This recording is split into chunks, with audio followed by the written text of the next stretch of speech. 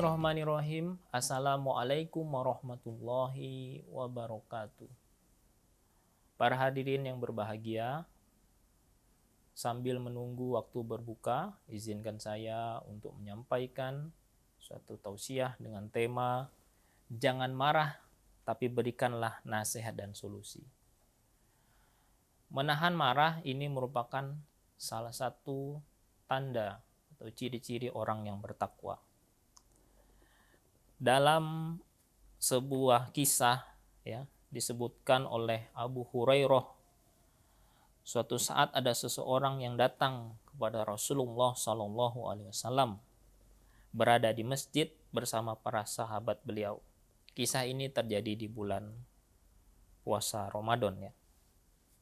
Ada seseorang yang datang kepada Rasulullah dan berkata, "Wahai Rasulullah, halaktu. Wahai Rasulullah, celakalah aku. Rasulullah pun berkata, ada apa? Kenapa? Ya. Orang itu berkata, sesungguhnya aku terlanjur telah berhubungan badan dengan istriku di siang bulan Ramadan. Ya. Kita tahu bahwa berhubungan badan dengan istri di siang Ramadan adalah perbuatan yang dilarang dan itu adalah perbuatan dosa. Ketika bulan Ramadan, selama kita menjalani ibadah puasa di siang hari, kita tidak boleh melakukan hal tersebut. Hukumannya dosa, bahkan ancamannya sangat berat. Ada kafaratnya. Kalau ada yang sudah terlanjur melakukan hubungan suami istri pada siang hari di bulan Ramadan, maka dia tetap segera mandi wajib, kemudian melanjutkan puasa di hari itu, dan menggantinya di hari lain. Kemudian membayar kafarat berpuasa 2 bulan berturut-turut. Orang ini yang sahabat tadi yang melapor kepada Rasulullah sudah mengetahui kafarat tersebut. Sehingga dia mengatakan celakalah aku. Sehingga dia berkatakan ya merasa sangat celaka ya dalam hidupnya karena melakukan perbuatan itu. Tapi Rasulullah menanggapinya dengan baik ya. Saya merasa celaka karena telah berbuat dosa, saya telah berhubungan badan dengan istri saya di siang hari di bulan Ramadan, jawab orang itu. Kemudian Rasulullah SAW menyuruhnya untuk berpuasa selama 2 bulan berturut-turut. Yang menarik perhatian bahwa kisah ini kita lihat bagaimana sikap Rasulullah begitu lembut dan sabar menghadapi permasalahan tersebut. Rasulullah tidak langsung marah kepada sahabat tersebut, padahal orang yang ada di depan beliau itu telah berbuat salah dan mengaku dirinya bersalah. Rasulullah sebelum menasihati, beliau tidak pernah menegur dan memberitahu dengan perkataan-perkataan seperti ini. Kamu kenapa? Ya, apakah kamu tidak sadar? Apa kamu tidak paham? Ya, teguran-teguran yang sebenarnya ini yang terdengar kasar. Ini adalah bahasa-bahasa yang bisa menyakiti perasaan seseorang. Oleh karena itu, kalau ada orang yang datang kepada kita, termasuk anak kita misalnya, kalau dia sudah berbuat salah, janganlah dibahas kesalahannya. Tetapi berikanlah solusi dan nasihat. Sayang mudah-mudahan kesalahan itu tidak terulang lagi. Maka selesailah masalah.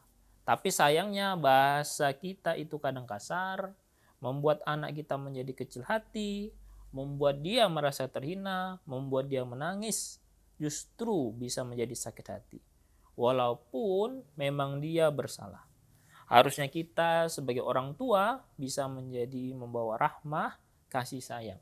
Termasuk dalam ucapan kita yang penuh memuat tanda-tanda kasih sayang. Kembali ke cerita yang tadi, kita lihat bagaimana Rasulullah telah menyampaikan kafaratnya bahwa laki-laki itu harus melaksanakan puasa selama 2 bulan berturut-turut. Namun orang itu pun langsung berkata, "Wahai Rasulullah, aku tidak sanggup. Aku ini sudah cukup tua.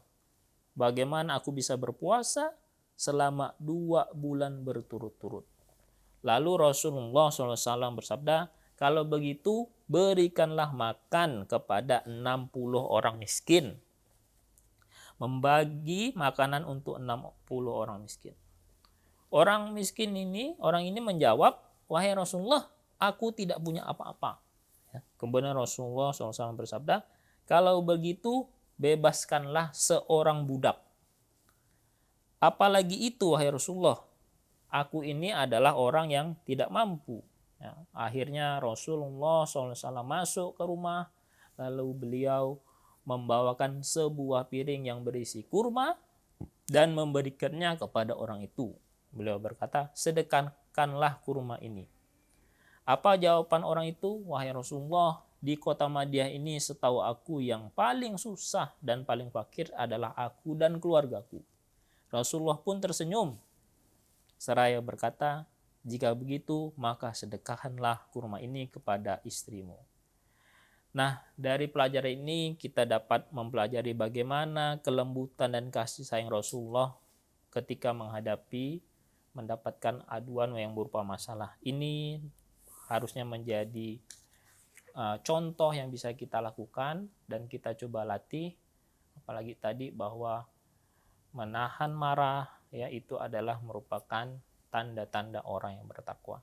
Semoga kita bisa melatih sifat ini ya, jangan langsung marah ya ketika mendapati suatu masalah.